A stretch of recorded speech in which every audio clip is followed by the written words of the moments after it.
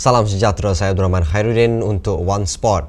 Kita mulakan dengan bola sepak Liga Super. Selangor merenapkan impian Angkatan Tentera Malaysia untuk merangkul kejuaraan Liga apabila mencatat kemenangan tipis 2-1 di Shah Alam.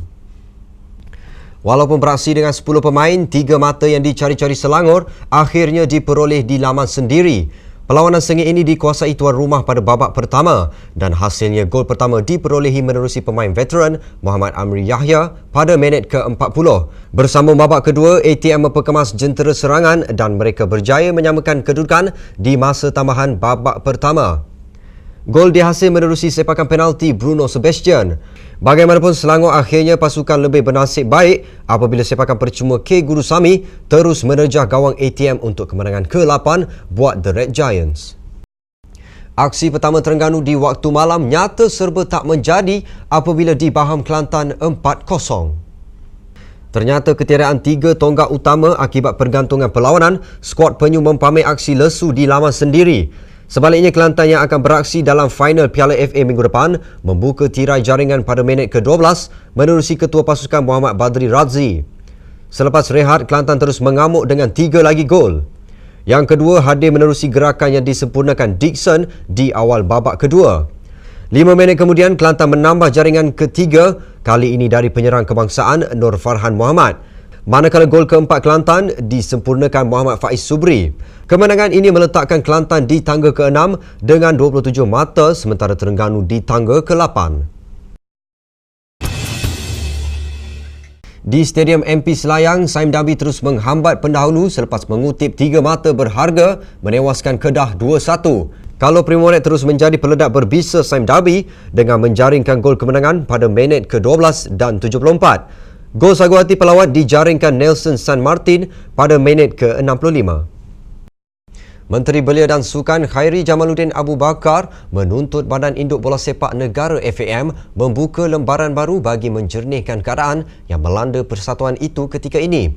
Ketika sukan hoki sudah pun menemui jalan penyelesaian, FAM masih dipalit dengan kritikan pelbagai pihak. Sedar segala kenyataannya, sebelum ini tidak begitu didengari FAM, Khairi Jamaluddin kini lebih selesa untuk berkomunikasi secara jauh. Bagaimanapun, Khairi tetap mahu mengadakan pertemuan dengan FAM walaupun masih belum ada petanda bila pertemuan itu akan diadakan. Saya rasa cukuplah kita berkomunikasi melalui media. Saya juga akan bincang perkara ini dengan Tan Sri Anwar, dengan Datuk Sri Syahidan. Mungkin terpaksa sekali lagi menghadap Tengku Mahkota Johor dan cuba kita buka lembaran baru bagi semua pihak yang terlibat dalam polemik baru-baru ini. Khairi Jamaluddin ditemui pada Majlis Anugerah Sukan untuk Semua ASUS 2012. Dalam perkembangan berasingan, Khairi Jamaluddin berharap barisan kejurulatihan dalam Persatuan Badminton Malaysia BAM lebih serius ketika mempersiapkan pemain negara. Jago badminton negara Datuk Lee Chong Wei mendedahkan Ketua Jurulatih Bergu Negara Tan Kim He mengabaikan bergu lelaki negara Koo Kin Kiat dan Tan Boon Hyong. Walaupun enggan campur tangan, Khairi kini menanti laporan penuh daripada Majlis Sukan Negara sebelum membuat sebarang kenyataan. Kalau sekiranya tidak ada apa-apa bukti yang kukuh, maka susahlah kita nak buat apa-apa komen ataupun tindakan. Tapi saya harap persiapan daripada pihak BAM, jurulatih dan juga pemain-pemain mestilah ambil serius persiapan untuk kejohanan dunia.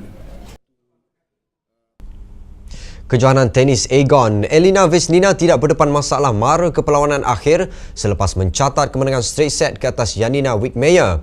Vesnina akan berdepan Jamie Hampton.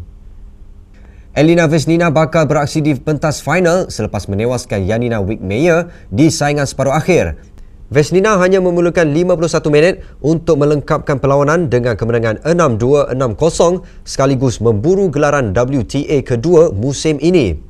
Vesnina akan merebut gelaran juara dengan bertemu Jamie Hampton yang mara ke final buat kali pertama selepas menewaskan bekas juara Caroline Wozniacki. Hampton walau bagaimanapun dipaksa bekerja keras sebelum menang 6-7, 7-5, 6-3 dalam masa 2 jam 44 minit. Sekian, saya Abdul Rahman Khairuddin untuk One Sport.